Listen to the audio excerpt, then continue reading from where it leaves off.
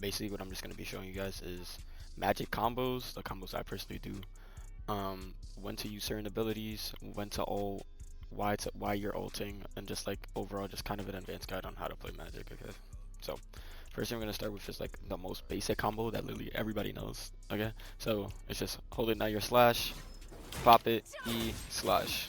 It's simple.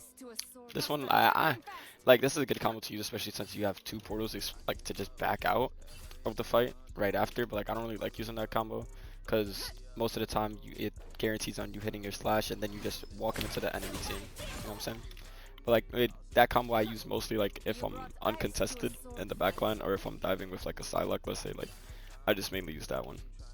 Other one is using portal like that. Okay.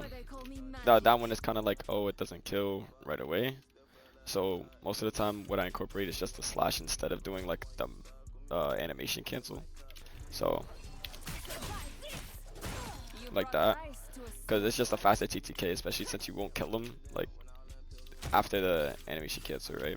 Okay, so something a lot of people don't know is that you can actually hard counter storm on magic. Like most people say, oh, play his skin, storm is busted, this and that. No, you don't. Play magic interior, I promise you, it's free fucking picks. Because she literally has no escape abilities to get out of any of your combos, essentially, and she's holding this guy. Most of the supports aren't looking up there, and even if she has a Luna Snow Snowflake, like, you kill her so fast it doesn't even fucking matter, right? So look, one combo I'll use, hold right click, boom, E slash, simple.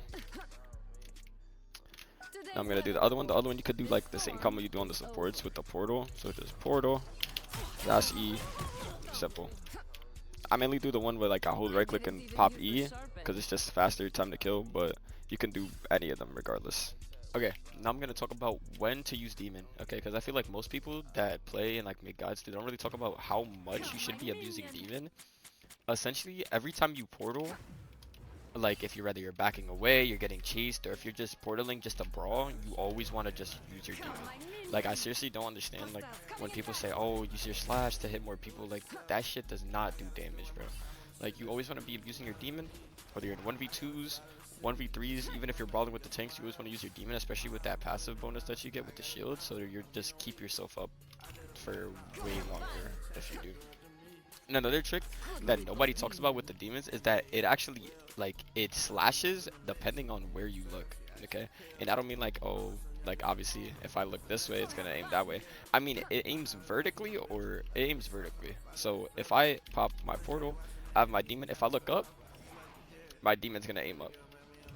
If I look down, my aim is gonna look down. And I feel like I just never see people talking about that because it low-key helps a lot, especially when you're on choke points where it's like it's a little bit high up. You could just portal and then have it facing up, and then you could just hold that choke with that. I feel like nobody really talks about that much. I've never seen nobody say that. But yeah, that's a really good tip to keep in mind. Okay, now when is it a good time to pop ult? Now there's really like every time is a good time, right? Like if you're winning the fight, like absolutely rolling them, like you guys gotta pick. Like I wouldn't say pop ult in that situation. Like especially if you guys gotta pick on like one of their supports or one of the DPS. Like if you guys are winning the fight, don't pop ult just to pop ult, right? But if you guys are like at a 6v6 or 5v6, maybe you got one of the DPS, but like they're still putting up a good fight or whatever, and you guys need the point. Like obviously you just pop that bitch. Like pop the ult, just fuck their backline. Most of the time you're gonna kill both their supports if you're using the ult correctly. So most of the time you always want to pop ult behind cover, because if you pop ult in the middle of a fucking fight, you're just gonna get rolled, bro. Like I have no idea how many times I've done that. Like just because, oh, it doesn't matter, I'm not gonna die, and I just get fucked.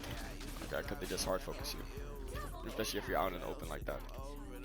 Another thing to know about the ultimate, you never want to just like start swinging just cause, right?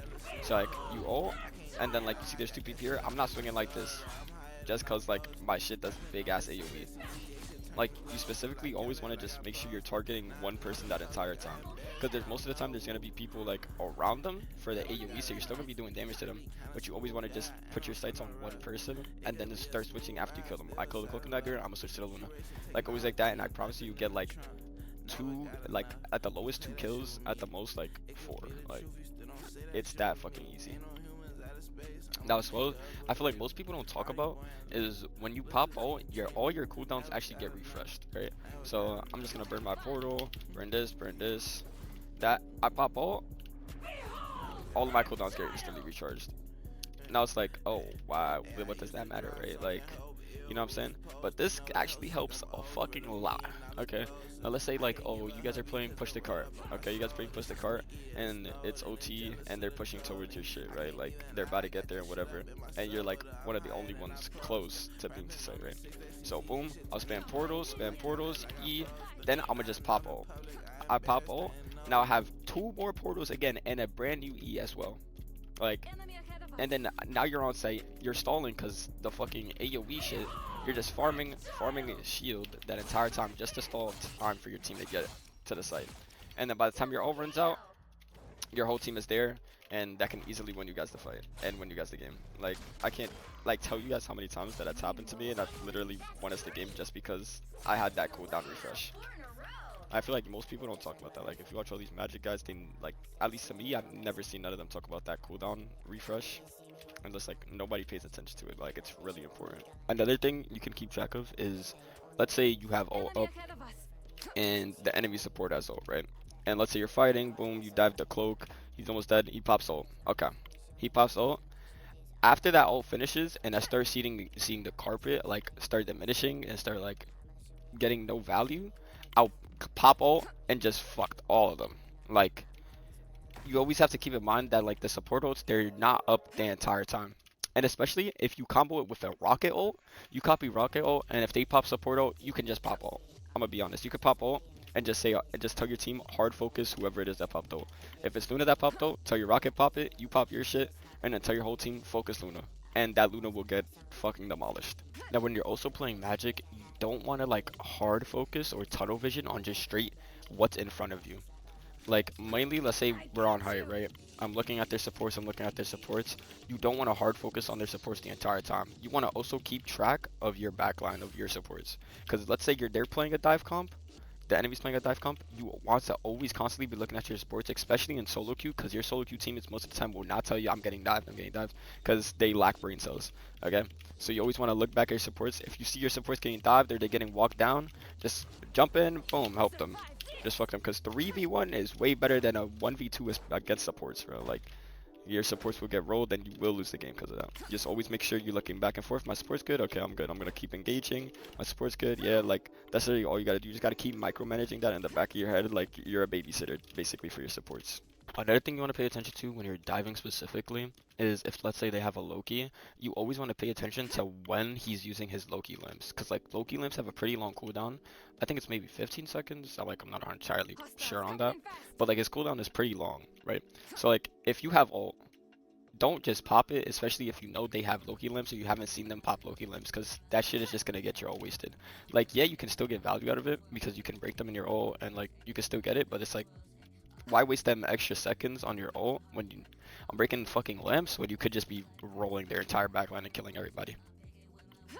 Like, you always want to make sure Cloak, if Cloak has her dismiss up, like, you don't want to really hard focus on diving her. Most of the time you can, especially if you just use the one combo, you can easily kill her, but you just have to make sure like you're hitting your shit. I'm not gonna talk about really hitting the dash much, because like if you're hitting the dash, it should be pretty simple. So it's just look to the right and everything, and it's pretty self-explanatory.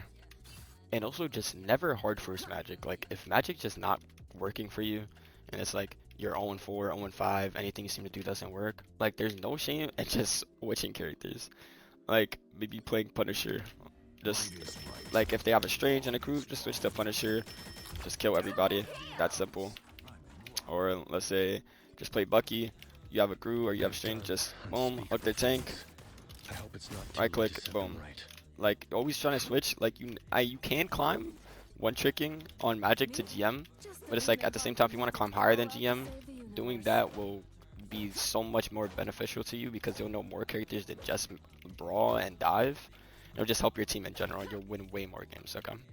Alright, that's pretty much all the tips I have on Magic. If you guys did like the video, you fucked with it, just give me a like, sub up. I'm probably gonna be posting some high elo gameplay later on, maybe either later today or tomorrow, just of me playing with the squad, and how I play Magic, essentially. I just seen a lot of people play Magic recently, like her pick rate has increased a lot, so that's why I thought like it'd be a good time to drop a guide, you know what I mean? But yeah, I'm definitely gonna have some more content up soon. If you think I can improve on anything, just drop it down in the comments. You know, I'll answer all questions and everything. All right. But thank you guys so much for watching. Hope you guys have a great day. Thank you.